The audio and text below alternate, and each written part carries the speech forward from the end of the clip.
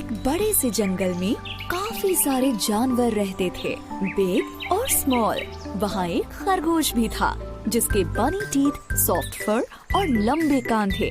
उसे अपने ऊपर काफी प्राउड था। मैं इतनी तेज दौड़ सकता हूँ कि कोई भी मुझसे कभी नहीं जीत सकता। एक दिन उसे एक छोटा सा कछुआ दिखा जो धीरे धीरे उसकी तरफ आ रहा था। खरगोश उस पर हंसा और कहा, देखो तो जरा तुम कितने स्लो और ड्राउजी हो। कछुए ने खरगोश पर ध्यान नहीं दिया और चलता रहा, लेकिन खरगोश ने कछुए का मजाक फिर उड़ाया। कम ऑन, मेरे साथ रेस लगाओ या फिर हार मान लो। कछुए ने खरगोश से कहा, कोशिश करने में कोई बुराई नहीं है। चलो ठीक है, करते हैं दोनों रेस। जल्द ही इन दोनों की रेस की खबर पूरे जंगल में फैल गई और सारे जानवर ये देखने के लिए इकट्ठा हो गए कि कौन जीतता है। तभी कछुए का एक दोस्त उससे कहता है, तुम खरगोश से रेस क्यों लगा रहे हो? कोई शक नहीं है कि वही जीतेगा। और फिर उसके एक दूसरे दोस्त ने कहा, हार मान लो, इससे पहले कि तुम्हारी बेइज्जती हो जाए। लेकिन कछुआ हार मानने को तैयार नहीं था। मुझे कम से कम कोशिश तो करने दो, ज्यादा से ज्यादा मैं हार ही तो जाऊंगा। खरगोश बहुत ही ज्यादा प्राउड और ओवर कॉन्फिडेंट था। दिखाओ हमें तुम कितना तेज दौड़ सकते हो। अरे नहीं, चल सकते हो एक्चुअली। दूसरे जानवरों ने उन्हें चीयर किया और रेस शुरू हो गई। खरगोश ने जल्दी से दौड़ना शुरू किया और वो काफी दूर निकल गया। उसे धीरे धीरे आ रहा कछुआ नजर भी नहीं आ रहा था। अब थोड़ी देर बाद ही खरगोश ने लंबा रास्ता तय कर लिया और कछुआ उसे दूर दूर तक नहीं दिख रहा था। उसने सोचा कि चलो थोड़ी देर के लिए एक पेड़ के नीचे आराम कर लेते हैं। उसने कहा, इतनी मेहनत क्यों करनी, मैं तो वैसे भी जीत ही जाऊंगा। एक झपकी मार लेता हूँ। जल्द ही वो गहरी नींद में सो गया। वहीं दूसरी तरफ कछुए ने हार नहीं मानी थी। धीरे ही सही, लेकिन वो चलता जा रहा था और फिनिशिंग लाइन की तरफ बढ़ता जा रहा था।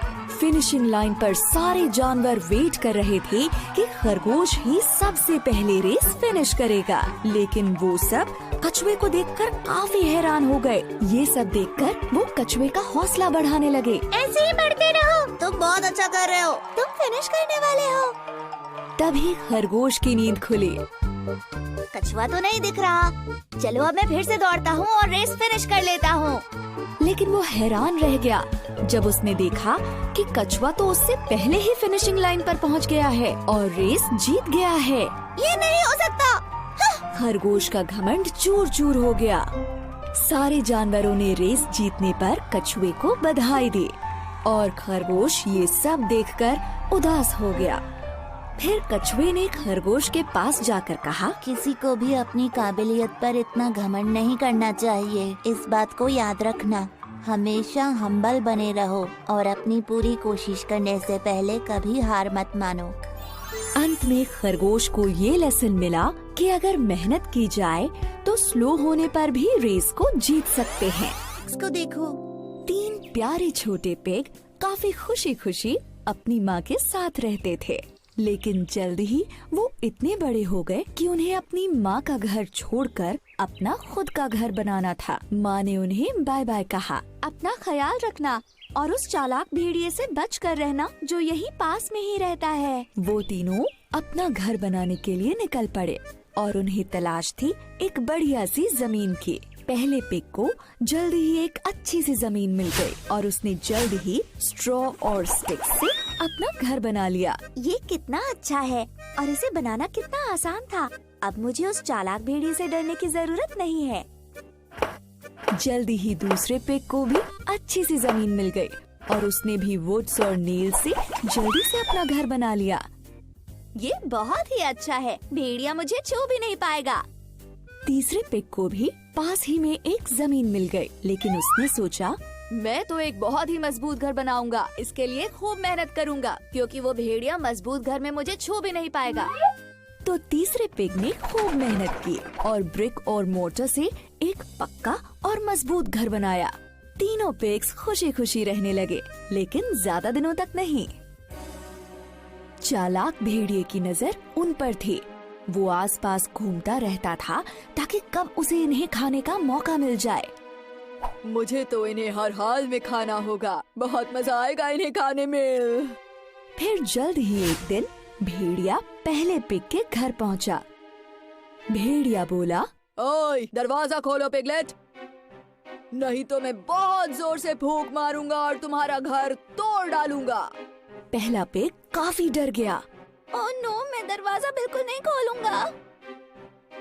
भेड़िए ने जोर से फूंक मारी, बहुत जोर से फूंक मारी और इससे स्ट्रॉ और स्टिक से बना घर टूट गया। पहला पिग अपनी जान बचाने के लिए दूसरे पिग के लकड़ी के बने घर में जाके छुप गया। जल्द ही चालाक भेड़िया दूसरे पिग के घर पहुंच गया और वहां जाकर उसने जोर से बोला, दरवाजा खोलो पिगलेट्स, नहीं तो मैं इतनी जोर से फूंक मारूंगा कि तुम्हारा घर टूट जाएगा। दोनों लिटिल पिग्स काफी डर गए।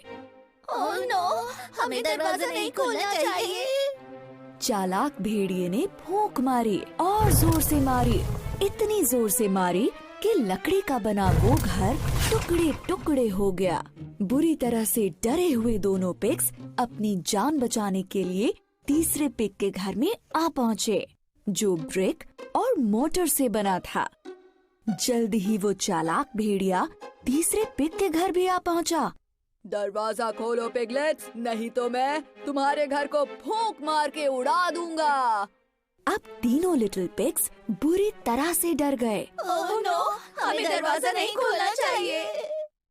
भेड़िए ने बार बार जोर जोर से फूंक मारी, लेकिन वो ब्रिक और मोटर से बने घर को नहीं तोड़ पाया।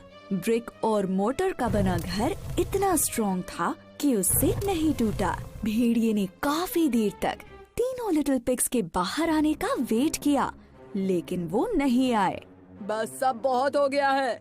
चालाक भेड़िया घर की छत पर चढ़ गया और चिमनी से घर के अंदर झांकने लगा।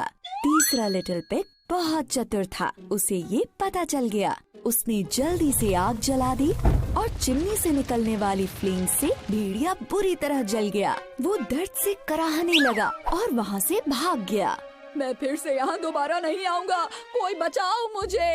इस तरह से 3 लिटिल पिग्स को उस शातिर भेड़िए से छुटकारा मिल गया और उसके बाद वो खुशी खुशी रहने लगे। एक दिन सुबह सुबह एक कौवे को एक टेस्टी चीज का पीस मिला, जो एक खिड़की के पास रखा था।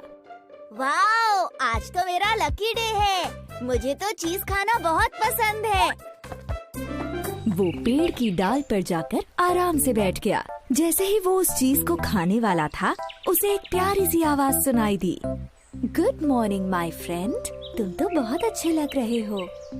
कौवे ने आसपास देखा तो उसे एक लोमड़ी दिखी जो उसी पेड़ के नीचे खड़ी थी। लोमड़ी ने कहा, तुम्हारे फेदर्स बहुत सिल्की हैं और चोंच तो बहुत ही चमकदार और शार्प है।